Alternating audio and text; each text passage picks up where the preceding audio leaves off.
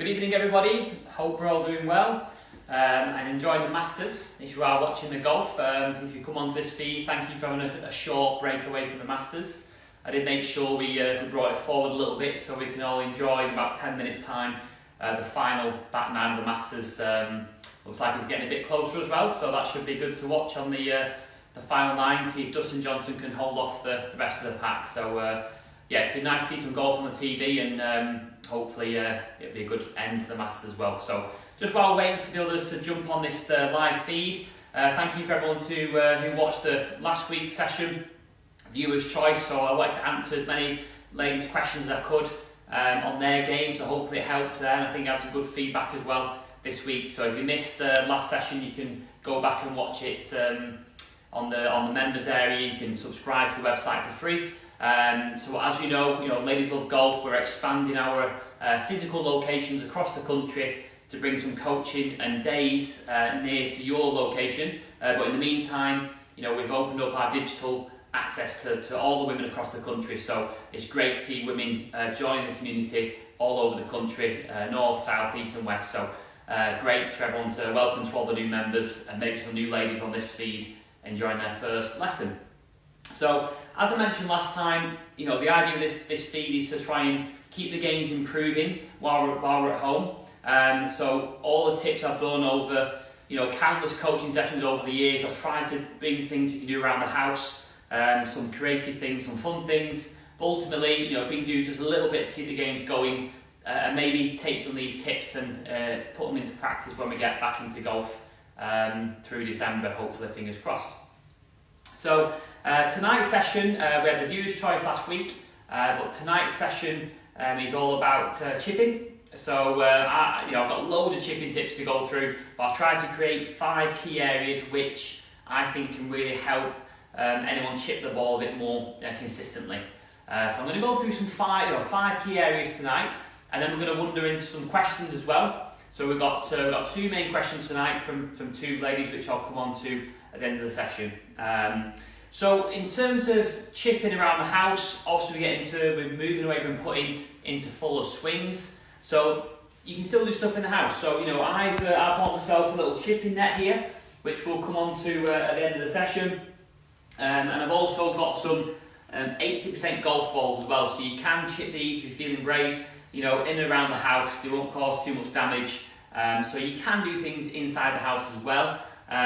If you've got a garden, obviously it's quite mild as well at the moment, so any of these things can be done in the garden, but I want to do it tonight inside to showcase how you can still do things around the house. So without further ado, we're going to kick off with our 5 tips, and the first tip, it's a great drill, this one. It's one of my favourite drills for chipping, and I like this one because it encompasses two things to work on as well. So let's first of all cover some fundamentals of chipping setup. So, when you set up to the ball, my personal choice is I like to keep the weight, get the weight into the left side, hands towards the target, so target side here, and then stance width is very narrow. Okay. Now, the first thing I'm going to show you is something which ensures you've got the right setup, but also you maintain that move through the ball as well. Okay, and all we've got to do here is we've got an alignment stick. If you've got an alignment stick at home, great. If you've not, you can use a garden cane or anything as such like that. Just need to get this in plate set up, and you're going to try and position it here just under your left armpit. Now, if I was to take my setup here as normal, you can see that the alignment stick and the shaft, okay, want them to marry up, so fairly even, it's very parallel. Okay. Now that ensures my hands are forward of the ball, and then if I take my backswing now, the goal of this drill here is to try and maintain that relationship with the stick and the club. So you can see there when I'm turning, it's all moving as one. So the 2 things this does, it first of all makes sure you've got the right setup, and secondly, really important, this when you're chipping, it makes sure your body moves. One of the biggest things I see when we're chipping is the hands tend to do all the work. The body doesn't turn. Now look, the relationship between the stick and the club is lost. We should be able to move these 2 together, look.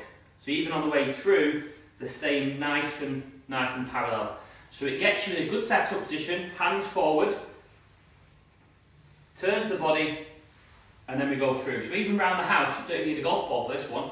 Get yourself set up and just see if you can maintain that relationship. Have a go in the front room, maybe in front of the mirror, some feedback, and try and get that nice body turn there. Okay? So that's a great one to kickstart. I really like that drill because it works on so many things without having to think too much about it, so it keeps it fairly simple. Okay? So that's definitely one to try there. Now the second one, as I was doing that, I mentioned there that I want to try and keep my weight on my left side here. So my weight on the left side about 70-80%. Now I've done this with lots of ladies at the academy, this year, and I've given this exact tip. It's worked really well, so you can try this one. And all it is basically when you set up to the chip, you should be able to just slightly raise your right heel off the ground. Okay. Now if I raise my right heel off the ground and I can still perform that same motion, there's no weight going back onto it. Okay, so the one at home you can try. Now I've done this before, some ladies might have seen me do this one before with an egg, but we're going to try, I don't fancy using an egg on the carpet, not that I'm not confident in my ability, but we're going to use something else here. So we're going to just go into tomato, which I just magically appeared out of my pocket there. I don't carry a tomato around all the time, don't worry about that. And all we do at home, you can just get yourself in position. And the idea of this drill is just to get yourself set up to the ball and just feel like you just hover your right heel over that tomato, and we should be able to play the technique look without squishing the tomato and coming down on it. So all my weight is staying very much into that left hand side. So great drill that. Done it with a few ladies as well this year and actually took it to the course. So I'll just get my tomato there for my tea later, put that back in there. So you can try it on the course, so take it out the golf course. When you're in and around the green, why not just get over the golf shot, raise the heel, play the shot.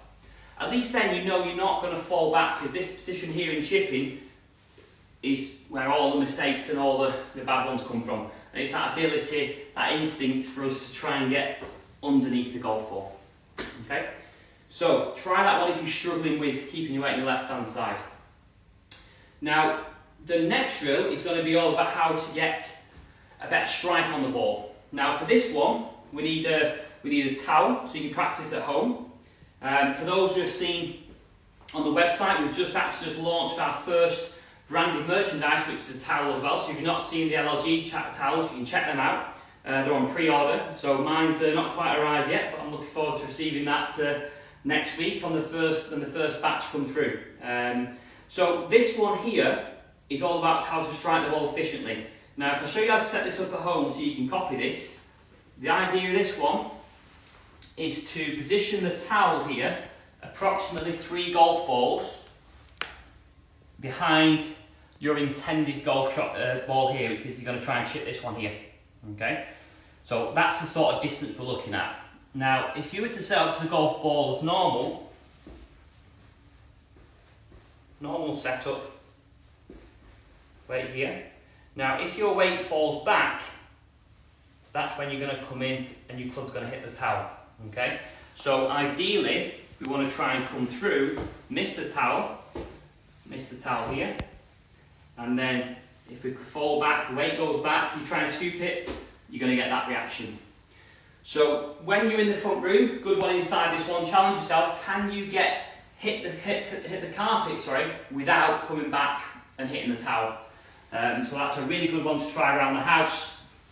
Get yourself set up, hands forward, and then come back. Okay.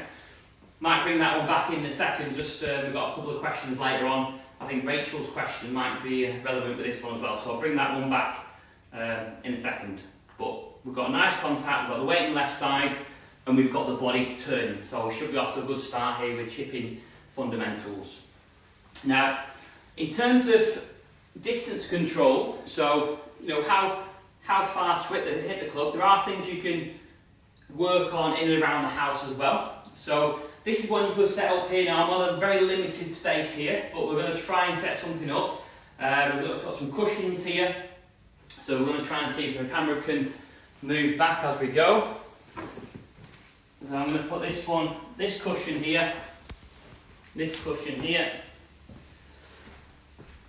And I'm going to put my chipping net now on the other side here as well. Okay, so when we're chipping the ball, one of the main things to say, this is really relevant when you get back on the golf course, when you're in and around the green, don't really look at the flag when you're in and around the green. That sounds a bit odd, but don't look at the flag.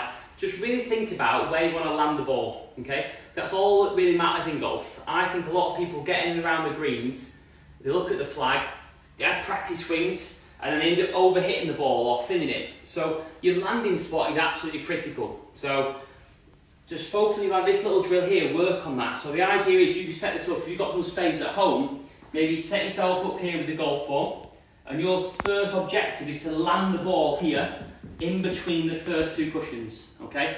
Just the first bounce, just in here. Obviously, everything after that is irrelevant because we're just going to land the ball in that first area. And then the next one, I'm going to try and go further and try and get it somewhere in my new chipping net here. So I've got 5 zones. I've had a few practice goes, and I've done all right so far, so see if I can get them in a minute as well.